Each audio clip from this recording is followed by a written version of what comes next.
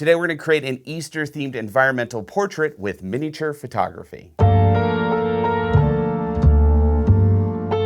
Hey everyone, Sean here with Fotodiox.com. Now Easter is almost here and I wanted to do an Easter-themed photo shoot, but I decided to do something a little different. This year we're going to create an environmental portrait with a model, but then we're going to add her into a miniature scene. And we're going to use these two kind of creepy botanical bunny sculptures as our subject matter.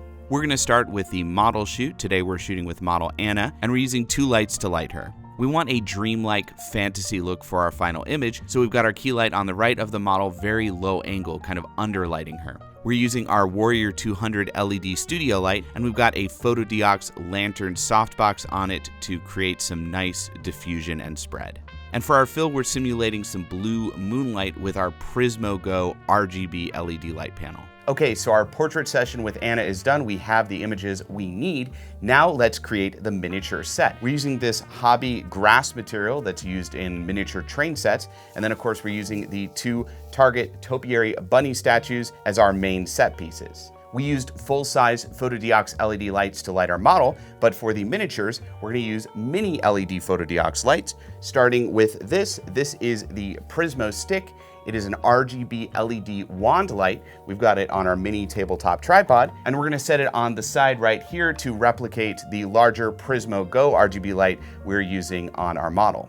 Next up, we're using our Prismo Globe mini LED light. This is a mini LED dome light, and it has a rounded diffuser on the front, so it's gonna create a similar light to what we had with our lantern softbox on our Warrior 200. Okay, our miniature lighting is all set up, so I'm gonna photograph it with a 28mm lens. I'm shooting at about an f11, so everything's in focus. We want this miniature to feel bigger than it really is, so we don't want shallow depth of field focus. We want a deep focus on it. Now we go into our post work. Let's open Photoshop. We're gonna take the picture of Anna. We're gonna create a very detailed path around her and cut her out of the background. Then we're gonna take our miniature shot and add Anna into it. Now the miniature and large lighting matched pretty well, but we are gonna do a little bit of tweaking on the exposure of both images to make them match. And we have double shadows on the bunny sculptures because there are two light sources lighting them. So we're gonna duplicate Anna's layer 2 times, make those layers pitch black, soften them with a Gaussian blur, then we're gonna distort them so they look like shadows on the ground behind her. Let's also put a little bit of mask on Anna's shoes so it looks like her feet are kind of sinking into the grass. And after a little bit more tweaking, here is the final image. Now the Prismo Globe did its job. It created nice diffused light on our bunny sculptures, but I wanted something a little more dramatic. So I put the Prismo Globe away and I turned to our Prismo Pocket. This is a much harder light. It's less diffused.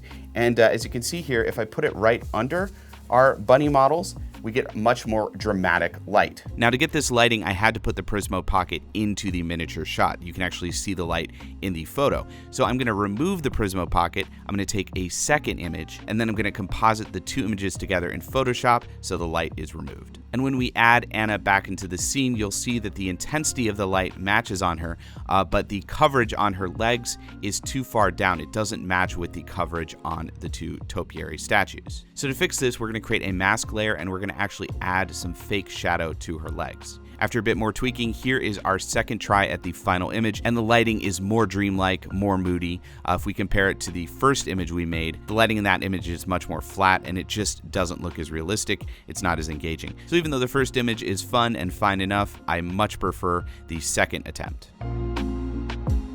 Okay, that was a quick look at using full-size and mini LED lights from Fotodiox to create an environmental portrait with miniatures. If you'd like to learn about any of the LED lights featured in today's video, click the links in the description below.